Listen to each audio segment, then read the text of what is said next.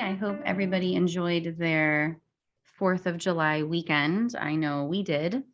Yes, we did, and I had a nice little vacation, and that was fantastic.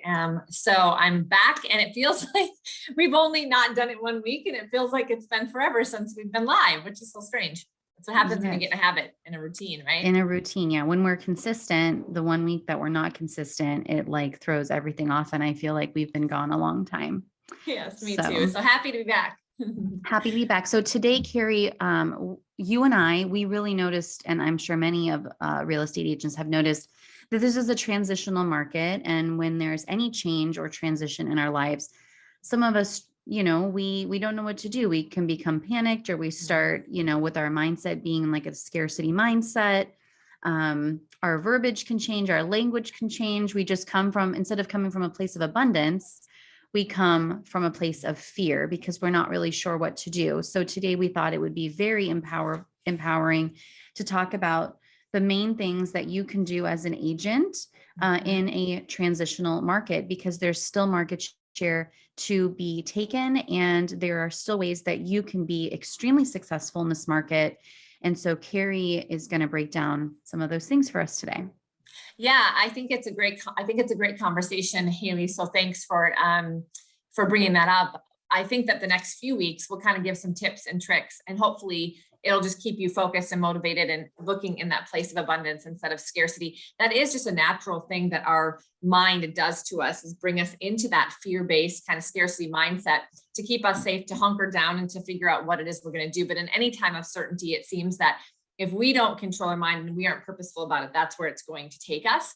And so if we continue to fill our mind with things we can do, then we feel empowered and we can come from a place purposefully of abundance. So just an interesting statistic, because first and foremost, people think that, the sky is falling because we read all of the headlines. Mm-hmm. Remember, headlines sell. So if you're going to read a headline, make sure you read the whole article. Even as realtors, I know that we can become guilty of that because we're busy. So we read one thing and then we make our own assumptions. And if we would have read the whole article, there would have been a lot more probably positive news in it, but the headline isn't going to be positive because that's not what gets people's attention, right? So just remember that, and also caution your clients of that, because words matter. And the language we're reading, we're taking in, we're allowing to go into our mind, and we're speaking either to others or even just internally to ourselves, makes a big, big difference, and could be, in my opinion, probably the number one reason that you're either going to take more market share as the market shifts, or you're going to find yourself in a place where you're not doing any business. And literally it could be that dramatic, because it starts all up in here, right? So, so let's start with what is the reality. So sales in 2021 were about 6.12 million. In 2022, it's estimated that it would be 5.4 million.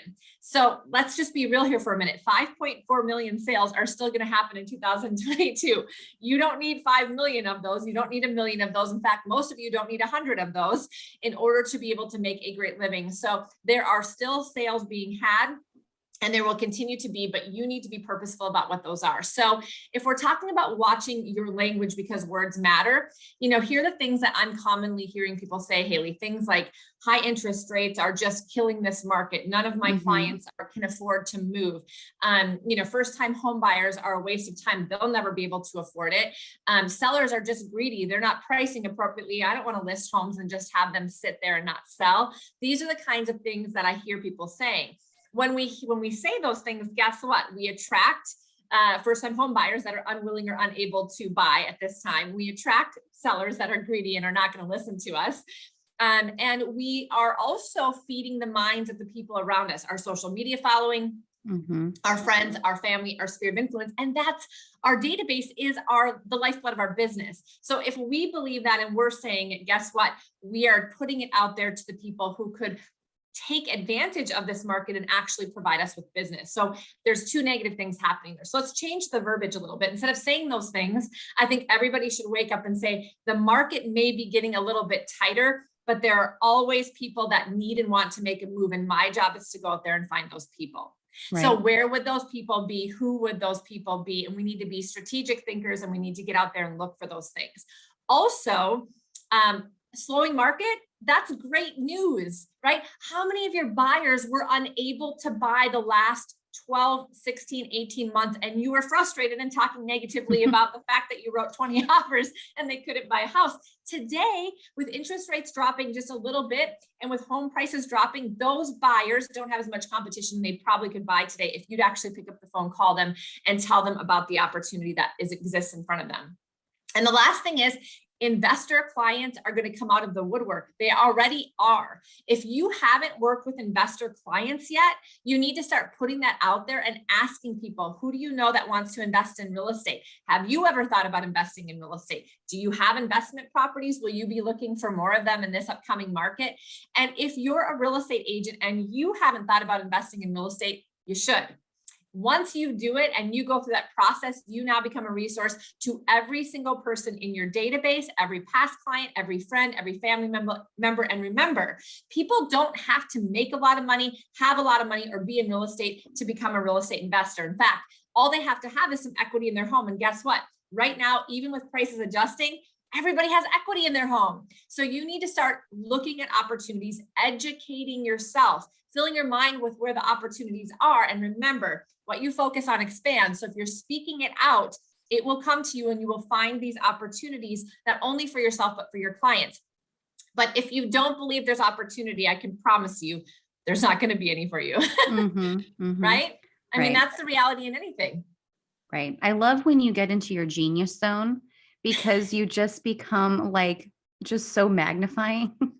Your vibration is just absolutely spectacular. Plus, you so have who's going to go out there and sell a house? Right. No, I love that. And I love that you said too, it's just really important that you continue to pick up the phone and check in with your clients, because the number one client acquisition strategy that you can own is your own database and your sphere of influence. So if you are not reaching out to your sphere of influence on a quarterly basis to make a phone call and check in and ask if you can continue to be a professional resource for them, you are losing out on your business. Okay. Even during these markets, it's so important to make your quarterly phone calls, to have a structured, concise CRM that's reminding you to make these phone calls.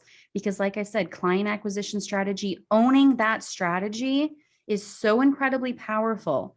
Please, if there's any advice that I would give any agent, it is to make your sphere of influence phone calls and have everybody set up on a follow-up plan. Yes. And, take 3 things that are going on in the market, 3 opportunities, write them down. And when you call, share them, because you are the trusted resource. You need to educate. So get educated and then get out there and educate. Remember, we're not afraid to call people if we have something valuable to say to them, if we have something valuable to bring to them. The reason that you're not picking up the phone is because you don't know what to say and you think you're just bugging them. If you think you're bugging people, it's because you're not bringing them value. So start with, what value can I bring? What information can I gather? Write it down so you feel empowered and excited to share something with somebody else. And trust me, you're going to be very motivated to go out there and talk to them. Beyond the CRM, the last 2 strategies I would employ would be, go educate yourself on investing in real estate. And maybe actually get a lender that is very versed in this, or somebody else who's versed in this, to do a seminar via Zoom or in person with you in your local market, to invite all of your sphere of influence, all your past clients, about investing in real estate and taking advantage of the market. Do you know that the top millionaires in this company became wealthy during a recession? It's because they saw opportunity. There's opportunity in the real estate market coming forth. So that would be one strategy. The second strategy would be doing some buyer seminars now again, and saying, hey, have you not been able to purchase a home in the last 18 months? There might be an opportunity for you, and get a lender to talk about some of these great things. We just learned from a lender yesterday, some rules are changing with medical collections, with student loan collections, or student loan debt, where they're actually not going to be using those in the pre-approval process. Do you know that as a realtor? And if you don't, these are the things that you need to do. So hopefully this will inspire you guys to get out there and educate yourselves, empower you to do something, and then go share it with other people. I promise you, if you do that, you will get people reaching out to you and needing your help. 100%. Thank you so much, Cari. This was so helpful. And I hope that it, resonated with many of you listening. And we'll see you next Tuesday with some more tips. Yep. Thanks, guys. Thanks, Haley.